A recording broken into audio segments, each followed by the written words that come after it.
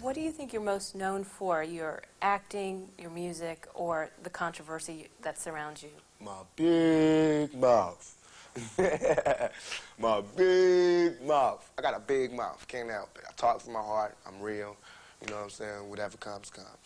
But my controversy probably. And it's not my fault. I'm trying to find my way in the world. You know, I'm trying to be somebody instead of just make money off everybody. You know what I'm saying? And so I go down paths that haven't been traveled before, and I usually mess up.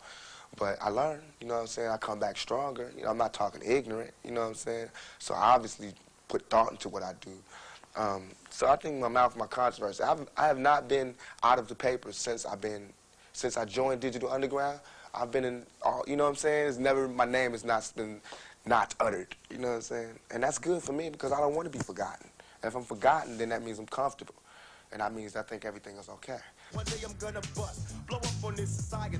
Why did you lie to me? I couldn't find a trace of equality. Work me like a slave while they lay back. Homie, don't play that. It's time to let them suffer the payback. I'm trying to avoid physical contact. I can't hold back. It's time to attack, Jack. They got me trapped. It's interesting how hip-hop, rap music in the beginning, or a song like Grandmaster Flash's The Message, where basically they were saying, you know, it's like a jungle sometimes. I wish, you know, I wonder how I keep from going under. The whole root of what that song was basically saying, look, these are the problems here. You know, and here we are 10 years or plus later.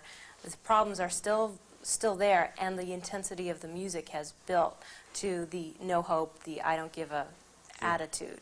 How did we get from Grandmaster Flash, The Message, to where we are now in hip-hop? Again, you have to be logical.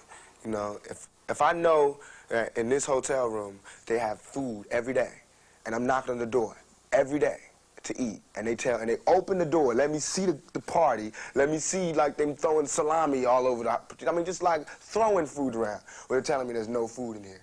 You know what I'm saying? Every day, I'm standing outside trying to sing my way in. You know what I'm saying?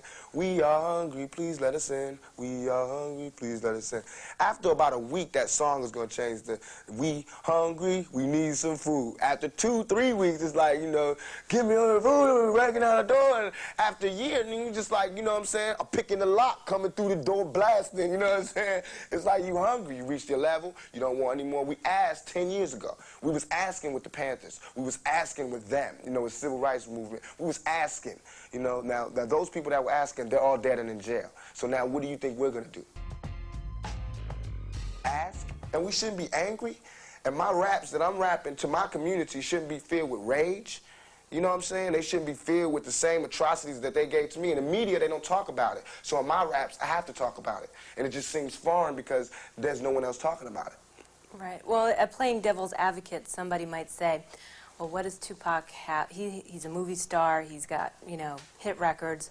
What does he have to complain about? And I'm going to tell you, it's like being the last person alive. You know what I'm saying? After 3 days, you can't do anything. What can I do? Where can I go?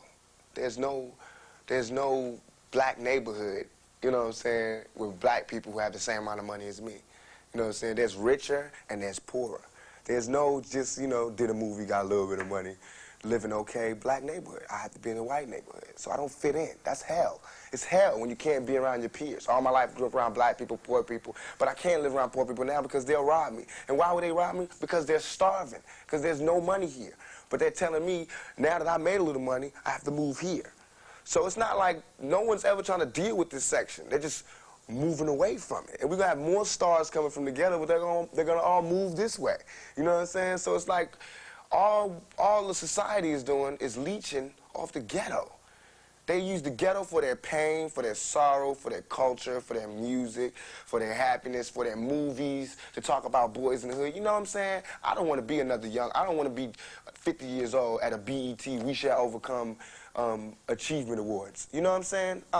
Not me.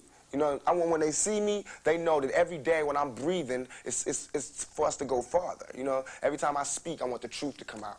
You know what I'm saying? Every time I speak, I want to shiver. You know, I don't want them to be like, they know what I'm going to say because it's polite. They know what I'm going to say. And even if I get in trouble, you know what I'm saying? Ain't that what we're supposed to do? I'm not saying I'm going to rule the world or I'm going to change the world, but I guarantee that I will spark the brain that will change the world. And that's our job, is to spark somebody else watching us. We might not be the ones, but let's not be selfish, and because we're not going to change the world, let's not talk about how we should change it. I don't know how to change it, but I know if I keep talking about how dirty it is out here, somebody's going to clean it up.